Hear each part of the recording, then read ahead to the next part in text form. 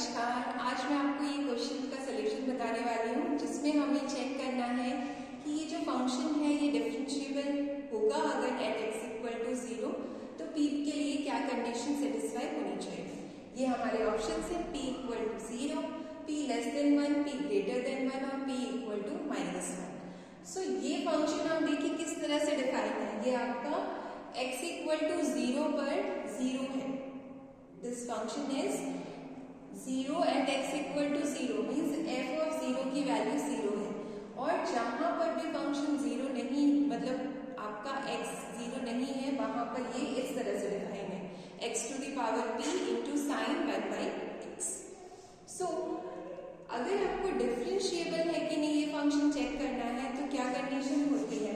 सबसे पहले इसका डेरिवेटिव एग्जिस्ट करना चाहिए और वो f'0 के इक्वल होना चाहिए। ठीक है। सो अगर आपको चेक करना है कि फंक्शन डिफरेंशिएबल है कि नहीं, f is differentiable at x equal to 0। इसका क्या मीनिंग है कि ये जो लिमिट है, limit h tends to 0 f of 0 plus h minus f of 0 divided by h exist. ये एग्जिस्ट भी करना चाहिए और साथ ही साथ ये किसके इक्वल होना चाहिए, f'0। ओके।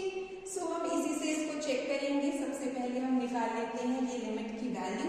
सो ये हो जाएगा limit h tends to 0 f of 0 plus h minus f of 0 divided by h। हम रख देंगे इसमें फंक्शन में वैल्यू 0 प्लस h है मतलब 0 के नियरेस्ट है लेकिन 0 नहीं है। इसका मतलब हमें ये फंक्शन का यूज करना पड़ेगा। जहां x है वहां क्या लेंगे, 0 प्लस h। तो ये हो जाएगा 0 plus h to the power p sine 1 upon 0 plus h minus f'0 तो आपका एग्जैक्टली 0 है डिवाइडेड बाय h। तो ये फंक्शन हो जाता है। ये जो नीचे डिनोमिनेटर में h है उसको हम ऊपर ले जाएंगे। सो ये लिमिट हो जाएगी limit h tends to 0 h to the power p minus 1 sine 1 upon h। ये है और ये क्या है, साइन 1 बाई h हमेशा कहाँ रहता है, this lies in an interval -1 to 1 के बीच में रहता है ऑलवेज। ठीक है। साइन 1 बाई h हमेशा क्लोज इंटरवल -1 to 1 के बीच में ही लाई करता है। कोई मतलब फिक्स नंबर होगा, इसकी वैल्यू इन्फिनिटी कभी नहीं होगी। ठीक है। इसका मतलब कि ये तो कोई एक वैल्यू आएगी बिटवीन -1 to 1। अब हम लिमिट जब अप्लाई करेंगे h की यहाँ पर तो h यहाँ 0 रखेंगे तो p की कौन सी वैल्यू के लिए ये फंक्शन डिफाइन रहेगा। अगर हम p को 1 लेंगे, ठीक है 1 लेंगे तो ये कितना हो जाएगा, h टू द पावर 0। कितना हो जाएगा, h टू द पावर 0 अगर हमने p की वैल्यू 1 ली। और एनी नंबर पावर 0 कितना होता है, 1। सो ये 1 हो जाएगा तो ये आपको वैल्यू देगा। ठीक है। अब हम बात करते हैं कि अगर p की वैल्यू लेस देन 1 ले लें, लेस देन 1 लेंगे तो ये नीचे आ जाएगा। इसको नीचे ले आएंगे तब ये पॉजिटिव पावर बनेगी और फिर जब h की वैल्यू 0 रखेंगे तो any number divided by 0 is infinity, not define हो जाएगा तो फिर वो एग्जिस्ट ही नहीं करेगा। अब इसका क्या मतलब हुआ कि p की वैल्यू हमें कैसे रखनी है, ग्रेटर देन 1। अगर हम ये ग्रेटर देन 1 रखेंगे तो ये h की पावर हमेशा पॉजिटिव रहेगी और पॉजिटिव रहेगी तो h की वैल्यू 0 रखेंगे तो 0 की पावर एनी नंबर इज 0। सो ये क्या बन जाएगा, 0 when p is greater than 1।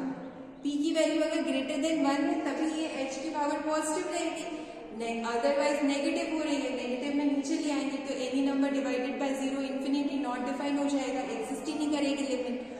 तो हमें क्या करना है, इसको p को हमेशा 1 से बड़ा रखना है ताकि ये वैल्यू पावर पॉजिटिव रहे और इधर 0 रख देंगे लिमिट तो 0 की power any number is 0।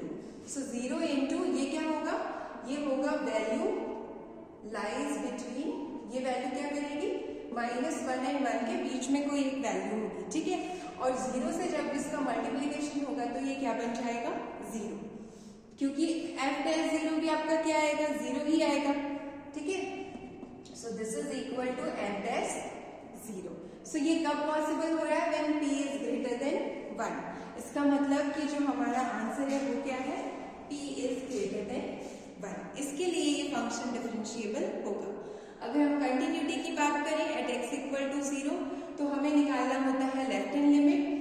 Left hand limit का मतलब क्या होता है, कंटिन्यूटी भी इसी में देख लेते हैं हम। लेफ्ट हैंड लिमिट निकालना होता है, राइट हैंड लिमिट निकालना होता है, और फंक्शन की वैल्यू 0 पर। अगर ये तीनों इक्वल है then the function f is continuous at x equal to 0। इस केस में फंक्शन कंटिन्यूअस होता है। ठीक है, तो हम चेक कर लेते हैं ये फंक्शन कब कंटिन्यूअस होगा, p की किस वैल्यू के लिए फंक्शन कंटिन्यूअस होगा। सो लेफ्ट हैंड लिमिट क्या होती है, limit h tends to 0 minus f of 0 minus h। x ले लीजिए या फिर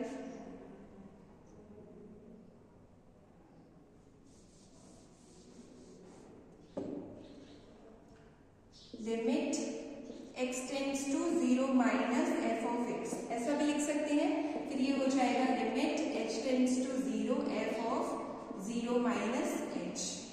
ठीक है, यहाँ पर हम 0 के लिए चेक कर रहे हैं ना। ठीक है, अब हम रखेंगे 0 माइनस h वैल्यू, तो ये वाले फंक्शन में रखेंगे, तो ये हो जाएगा 0 minus h to the power p sine 1 upon 0 minus h। ठीक है, अब ये कितना हो गया, माइनस h की पावर p, और ये हो गया sine minus 1 upon h। Minus की वैल्यू को बाहर ले आएंगे, साइन में बाहर आ जाएगा, तो ये हो जाएगा हमारा,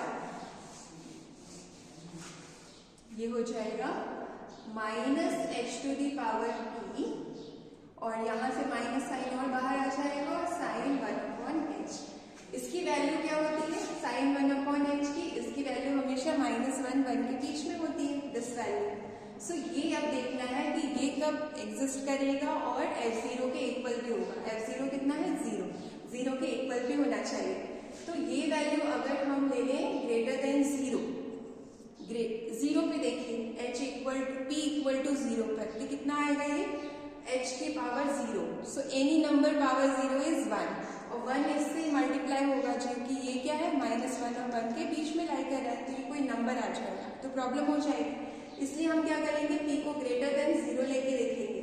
ग्रेटर देन 0 रहेगा तो ये हमेशा पॉजिटिव पावर रहेगी। ठीक है, और जब आप लिमिट रखेंगे 0, तो 0 की पावर कोई भी पॉजिटिव नंबर 0 हो जाएगा, और ये तो हमेशा क्या करेगा, माइनस 1 के बीच में नंबर होगा। ठीक है, value lies between minus 1 and 1, so ये 0 हो जाएगा। फिर हम राइट हैंड लिमिट निकालेंगे। राइट हैंड लिमिट क्या होता है, limit x tends to 0 plus f of x, ये होता है limit h tends to 0 f of 0 plus h।